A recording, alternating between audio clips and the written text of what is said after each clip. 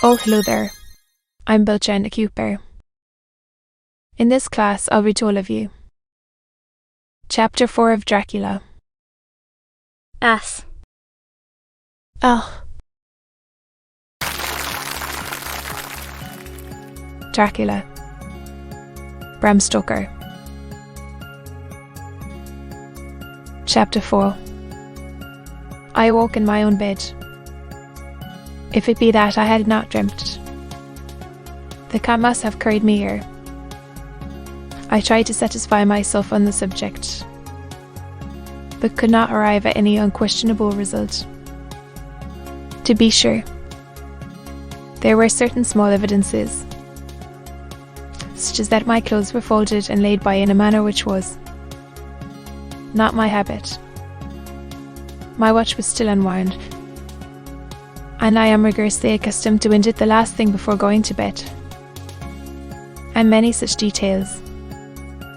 But these things are no proof, for they may have been evidences that my mind was not as usual, and from some cause or another, I had certainly been much upset. I must watch for proof.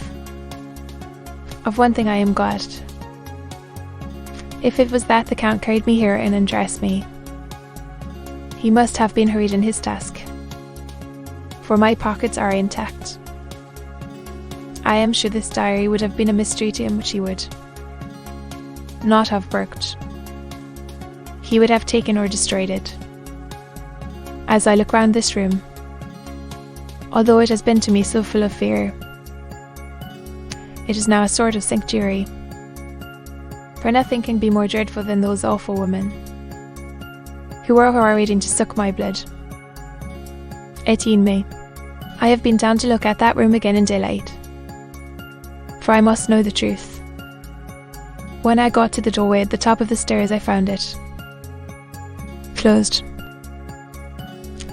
It had been so forcibly driven against the jamb that part of the woodwork was splintered.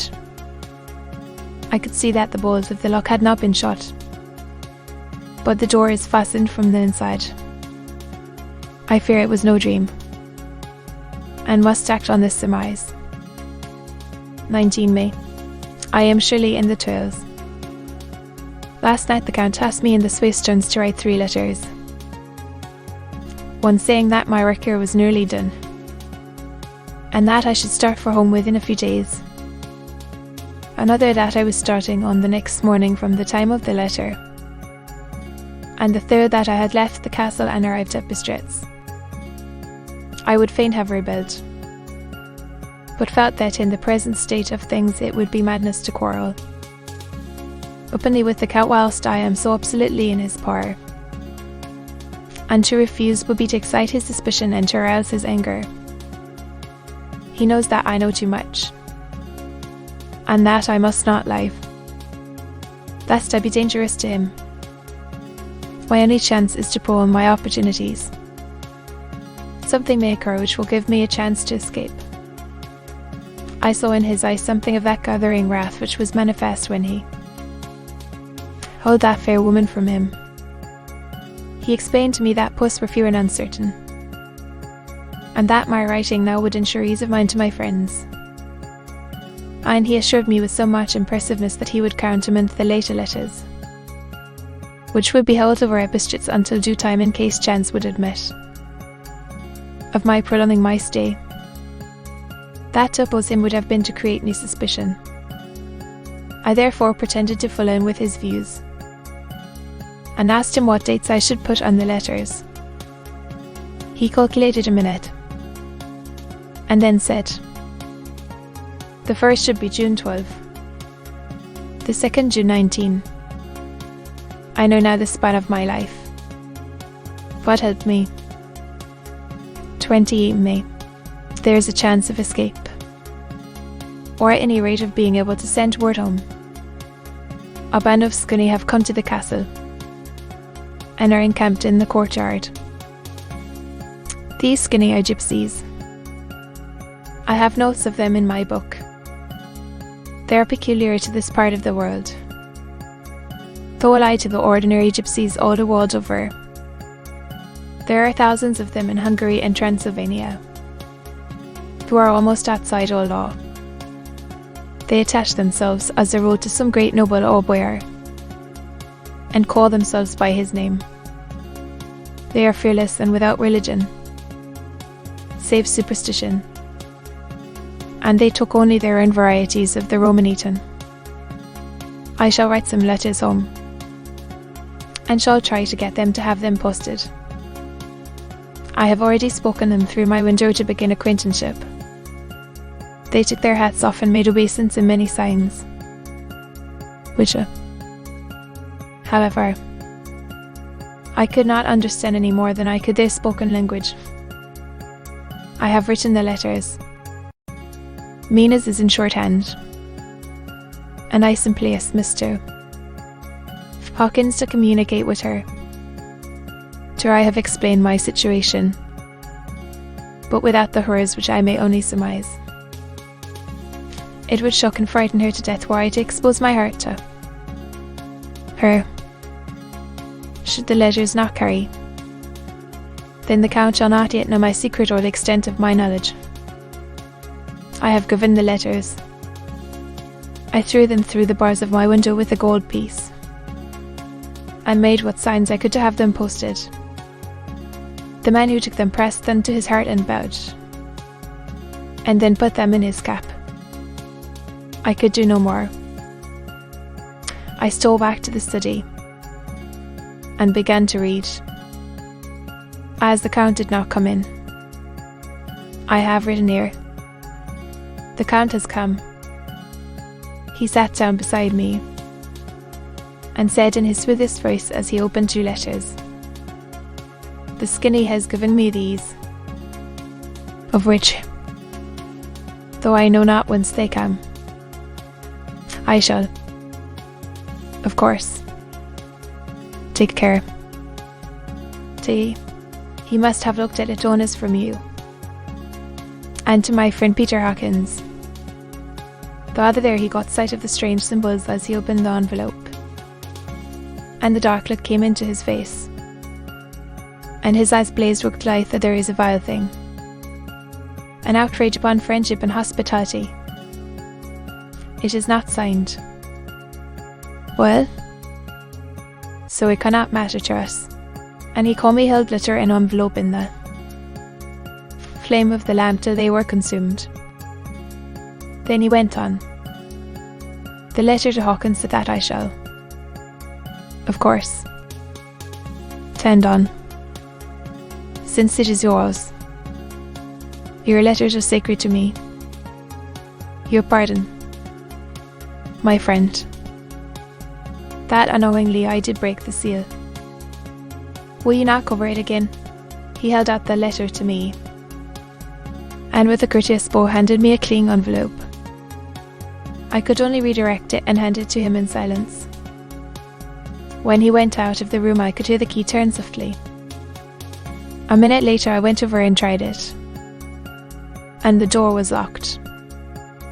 An hour or 2 after, the Count came quietly into the room. His coming awakened me, for I had gone to sleep on the sofa. He was very courteous and very cheery in his manner, and seeing that I had been sleeping, he said, "So, my friend, you are tired? Get to bed. There is the surest rest. I may not have the pleasure to talk tonight, since there are many labours to me, but you will sleep, I pray." I passed to my room and went to bed, and, strange to say, slept without dreaming. Despair has its own comes. 31 May. This morning when I woke I thought I would provide myself with some paper and envelopes from my bag and keep them in my pocket, so that I might write in case I should get an opportunity. But again a surprise. Again a shock. Every scrap of paper was gone, and with it all my notes, my memoranda, relating to railways and travel. My letter of credit. In fact, though that might be useful to me were I once outside the castle. I sat and pondered a while, and then some thought occurred to me, and I made search of my portmanteau and in the wardrobe where I had placed my clothes. The seat in which I had travelled was gone, and also my overcoat and rug. I could find no trace of them anywhere. This looked like some new scheme of villainy. 17 June. This morning, as I was sitting on the edge of my bed cudgelling my brains, I heard without a cracking of whips and pounding and scraping of horses' feet up the rocky path beyond the courtyard. With joy I hurried to the window, and saw drive into the yard 2 great later wagons, each drawn by 8 sturdy horses, and at the head of each fair a Slovak, with his white hat, great nail-studded belt, dirty sheepskin, and high boots. They had also their long staves in hand. I ran to the door, intending to descend and try and join them through the main hall, as I thought that way might be open for them. Again I shocked. My door was fastened on the outside. Then I ran to the window and cried to them. They looked up at me stupidly and pointed. But just then the hetman of the skinny came out, and seeing them pointing to my window, said something, at which they laughed. Henceforth no effort of mine, no piteous cry or earnest entreaty, would make them even look at me. They resolutely turned away. The later wagons contained great, square boxes, with handles of thick rope. These were evidently empty by the ease with which the Slovaks handled them, and by their resonance as they were roughly moved. When they were all unloaded and packed in a great heap in one corner of the yard, the Slovaks were giving some money by the skinny, and spitting on it for luck, lazily went each to his horse's head. Shortly afterwards, I heard the cracking of their whips die away in the distance. 24 June. Before morning, last night the Count left me early, and locked himself into his own room. As soon as I dared, I ran up the winding stair, and looked out of the window, which opened south. I thought I would watch for the Count, for there is something going on. The skinny are quartered somewhere in the castle and are doing work of some kind. I know it, for now and then I hear a faraway muffled sound as of mattock and spade. And whatever it is, it must be the end of some ruthless villainy. I had been at the window somewhat less than half an hour, when I saw something coming out of the Count's window. I drew back and watched carefully, and saw the whole man emerge. It was a new shock to me to find that he had on the suit of clothes which I had worn whilst travelling here, and slung over his shoulder the terrible bag which I had seen the woman take. Oh, then, there could be no doubt as to his quest. And in my gob, do that, then, is his new scheme of evil, that he will allow others to see me as they think, so that he may both leave evidence that I have been seen in the towns or villages posting my own letters, and that any wickedness which he may do show by the local people be attributed to me. It makes me rage to think that this can go on, and whilst I am shut up here, a veritable prisoner, but without that protection of the law which is even a criminal's right and consolation. I thought I would watch for the Count's return, and for a long time sat doggedly at the window.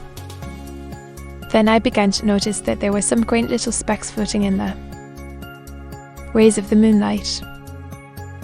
They were like the tiniest grains of dust, and they rolled round and gathered in clusters in a nebulous sort of way.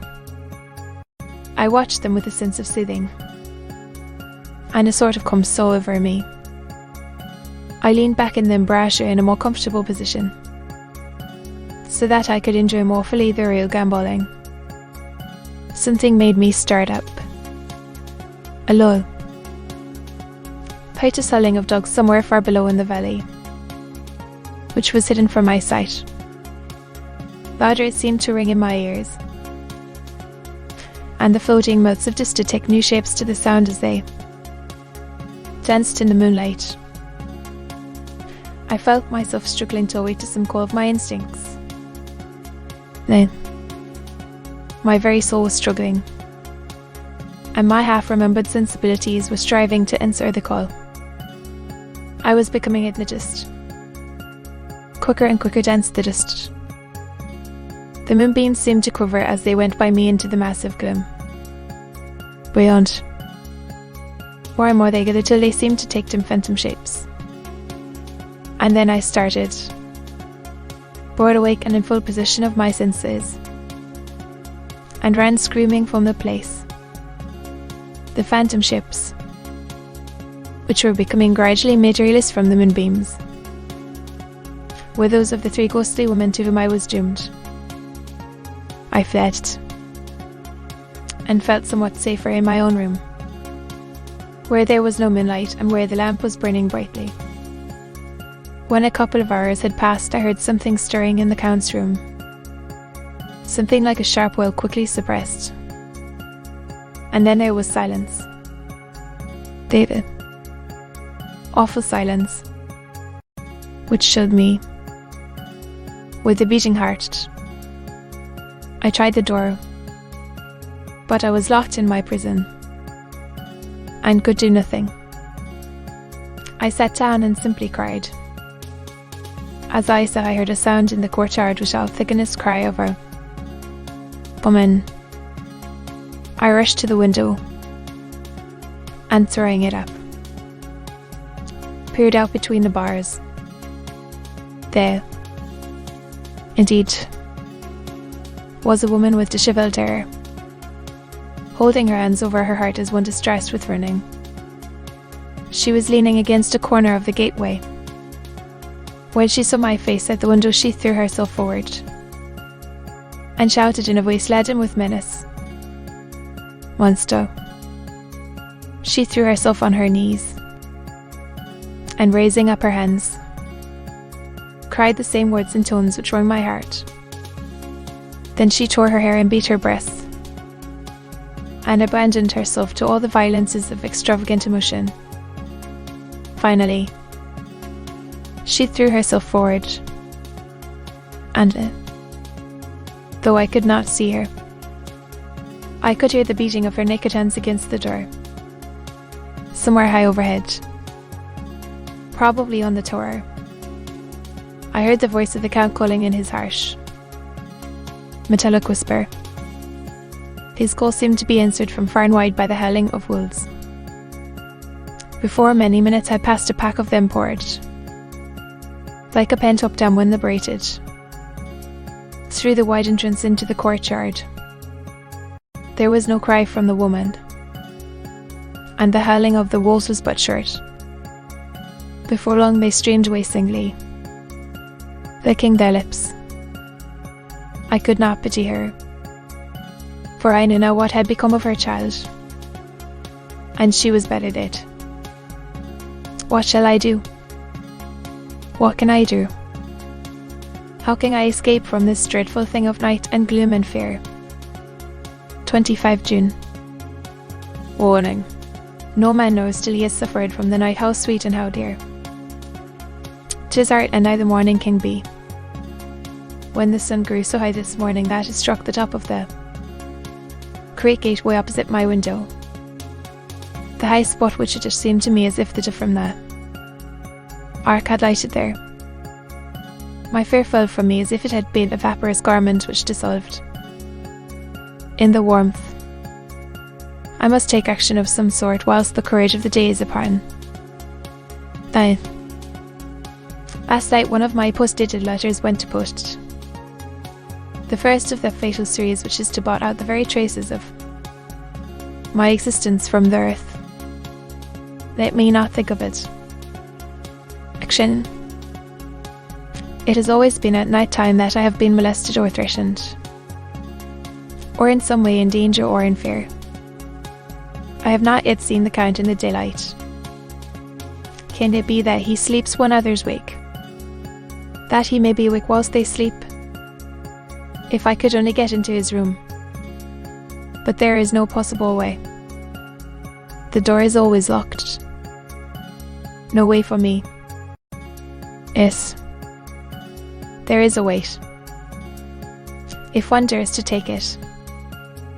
Where his buddy has gone, why may not another buddy go? I have seen him myself crawl from his window. Why should not I imitate him? And go in by his window? The chances are desperate. But my need is more desperate still. I shall risk it. At the worst it can only be death. And a man's death is not a calf's. And the dreaded hereafter may still be open to me. God help me in my task. Goodbye. Mina. If I fail.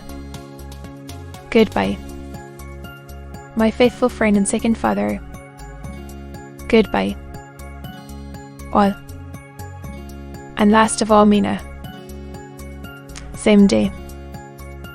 Later. I have made the effort.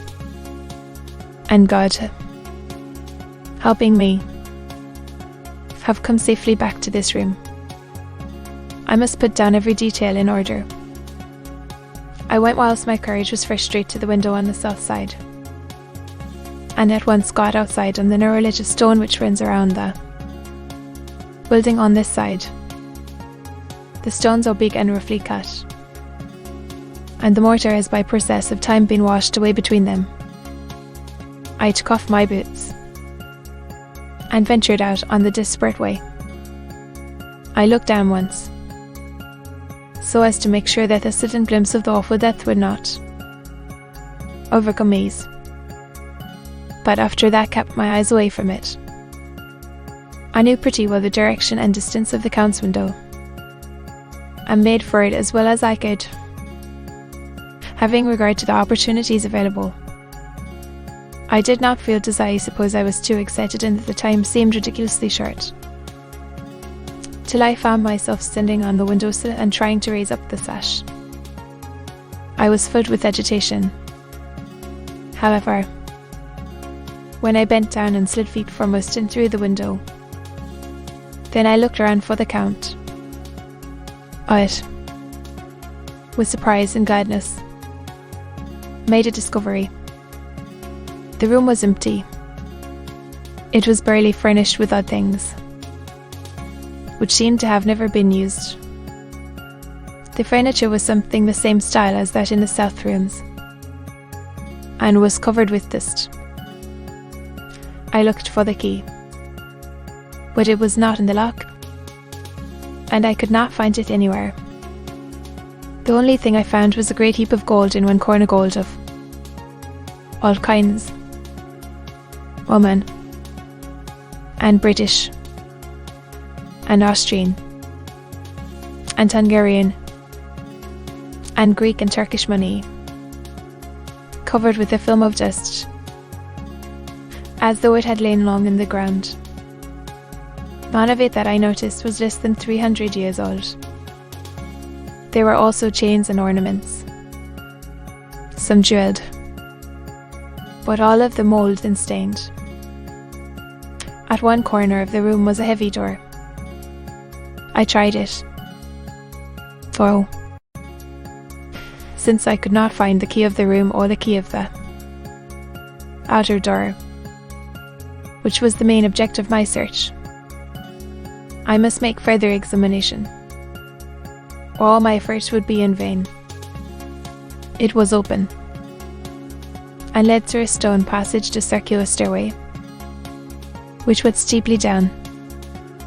I descended, minding carefully where I went, for the stairs were dark, being only lit by loopholes in the heavy masonry. At the bottom there was a dark, tunnel-like passage, through which came a deathly, sickly odour, the odour of Aldrich nearly turned. As I went through the passage, the smell grew closer and heavier.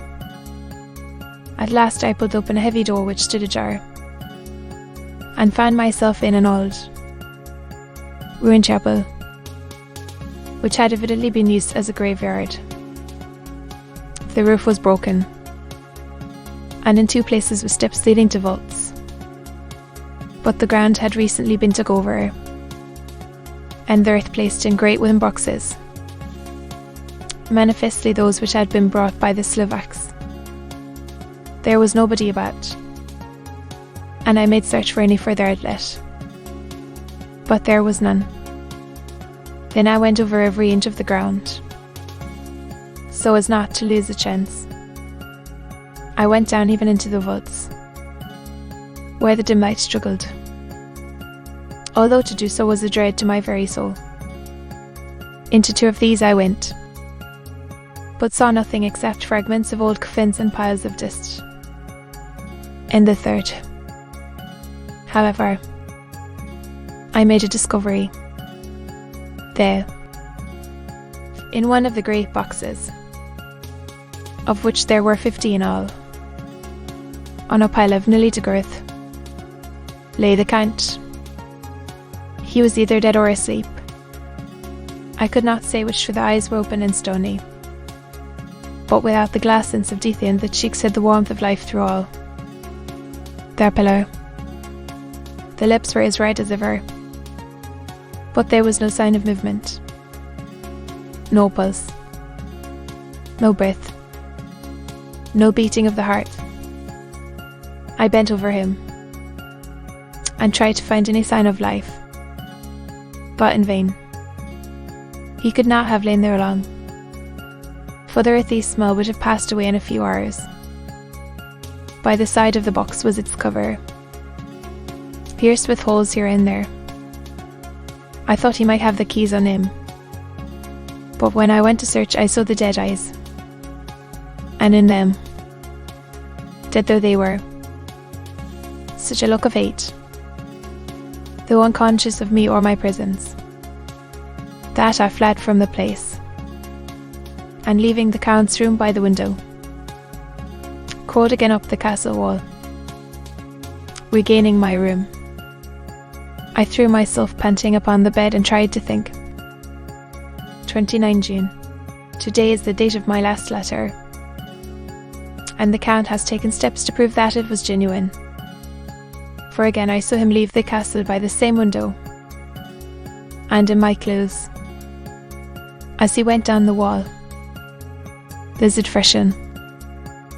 I wished I had a gun or some lethal weapon, that I might destroy him, but I fear that no weapon wrought alone by a man's hand would have any effect on him. I dared not wait to see him return, for I feared to see those weird sisters. I came back to the library, and read there till I fell asleep. I was awakened by the Count, who looked at me as glumly as a man can look as he said, "Tomorrow, my friend, we must part. You return to your beautiful England. It is some work which may have such an end that we may never meet. Your letter home has been dispatched. Tomorrow I shall not be here, but all shall be ready for your journey. In the morning come the Skinny, who have some labours of their own here, and also come some Slovaks. When they have gone, my carriage shall come for you, and shall bear you to the Bargo Pass to meet the diligence from Bukovnica.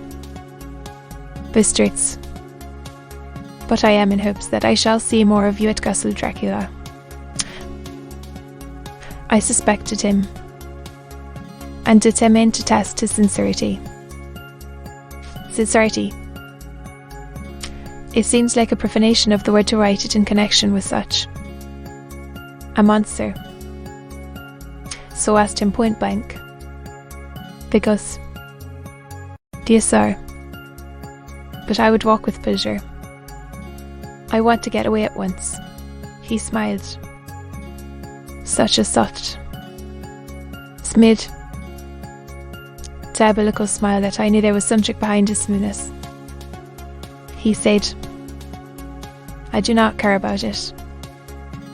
The Count stood up and said, with a sweet courtesy which made me rub my eyes, it seems so real.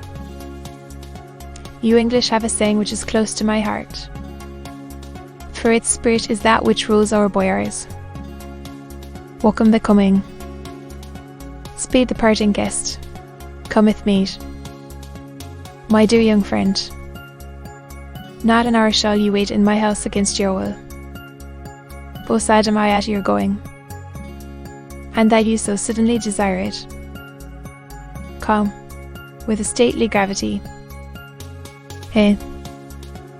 with the lamps, preceded me down the stairs and along the hall. Suddenly he stopped. Close at hand came the howling of many wolves.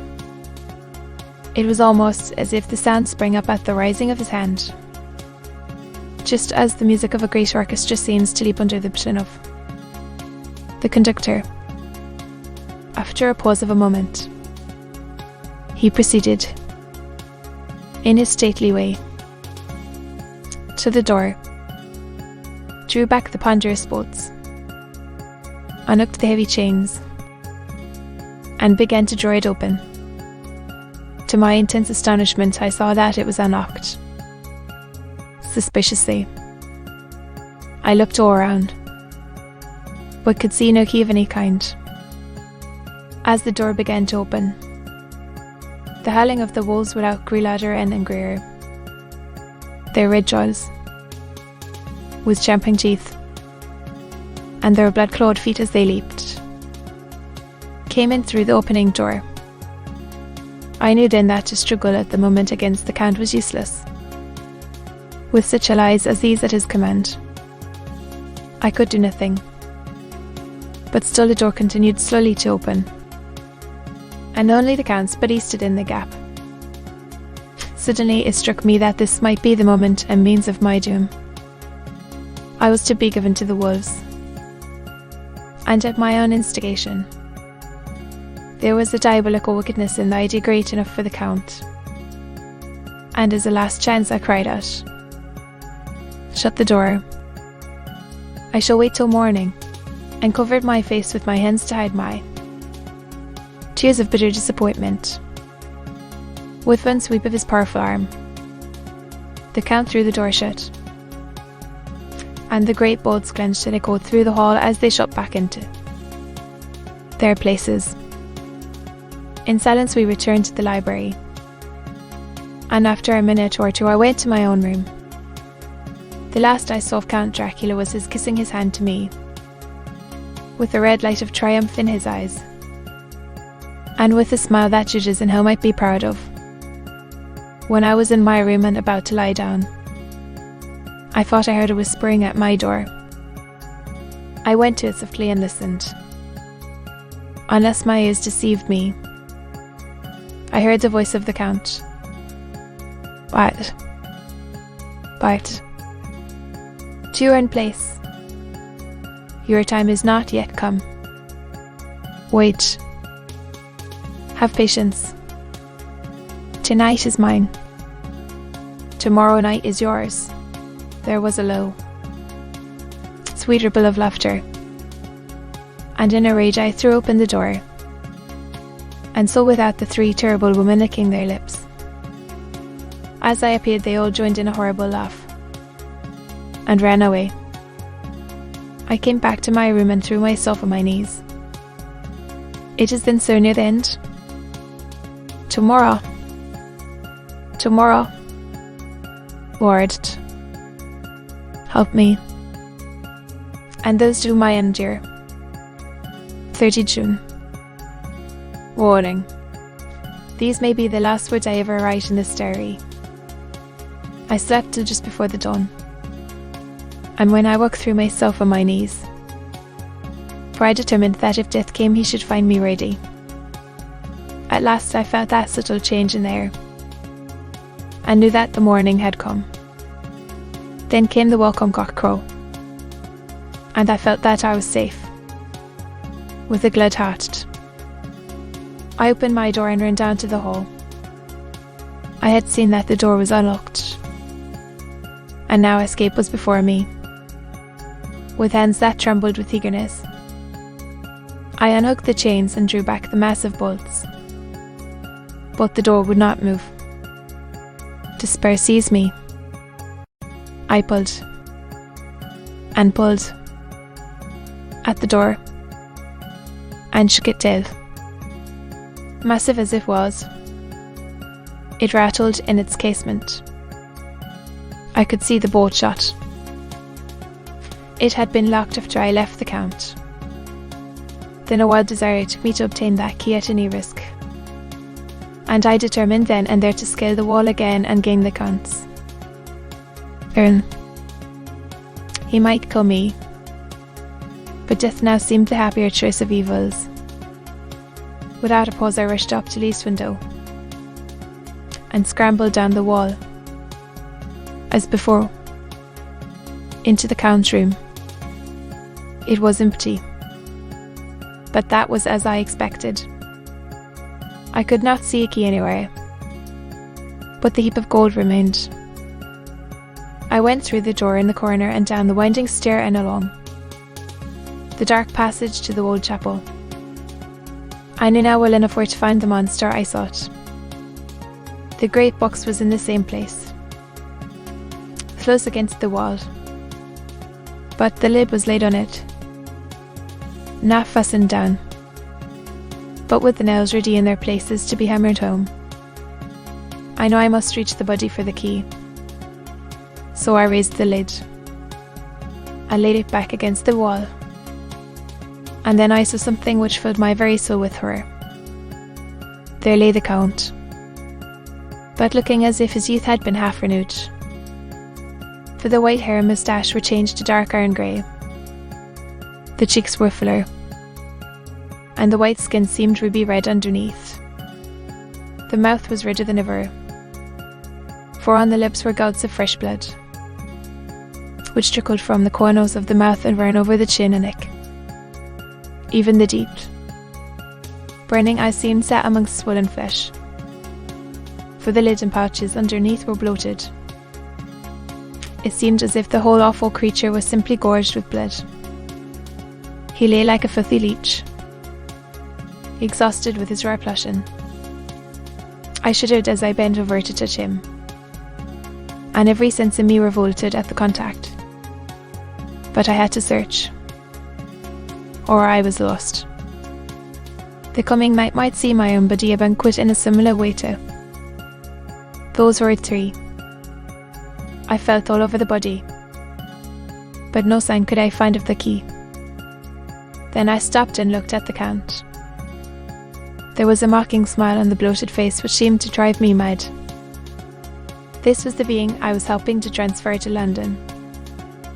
Well, perhaps for centuries to come he might, amongst its teeming millions, satiate his lust for blood, and create a new and ever-widening circle of semi-demons to betten on the helpless.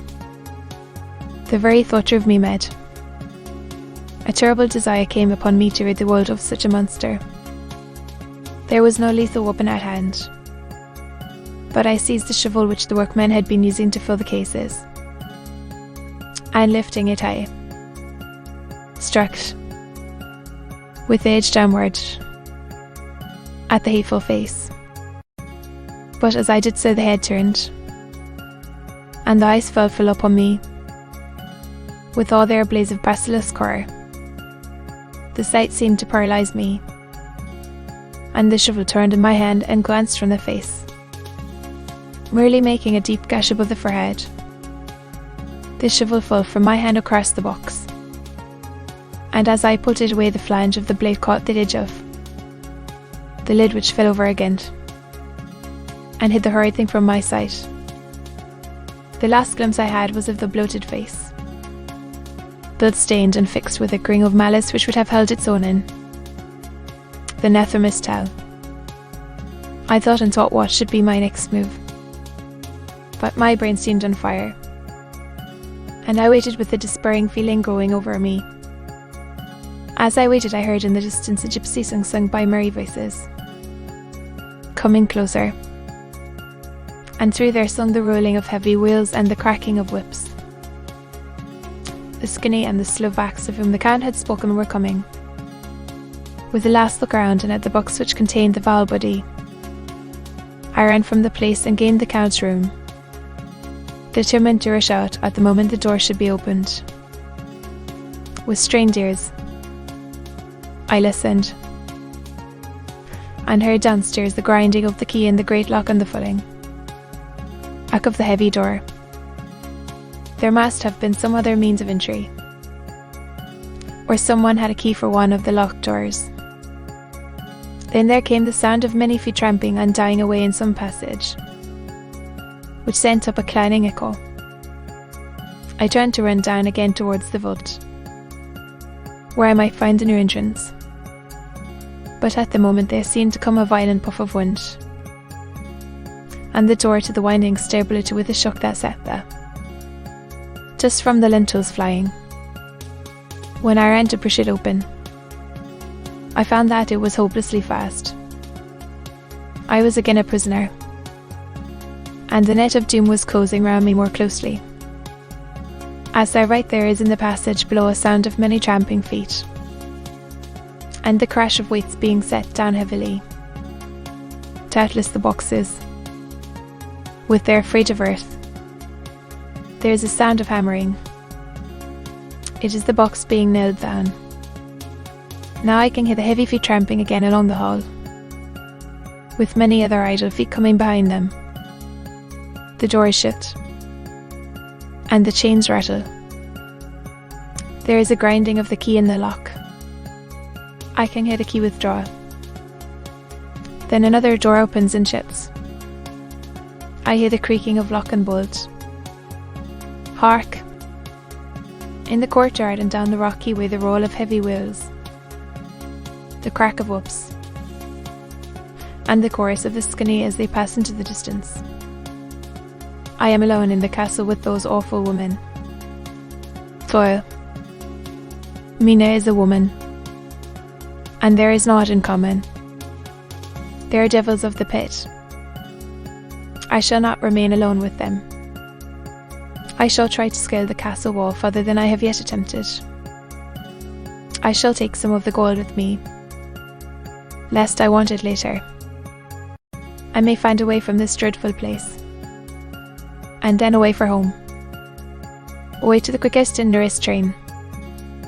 Away from this cursed spot, from this cursed land, where the devil and his children still walk with earthly feet. At least God's mercy is better than that of these monsters, and the precipice is steep and high. At its foot a man may sleep as a man. Goodbye. Olaf. Mina. To be continued.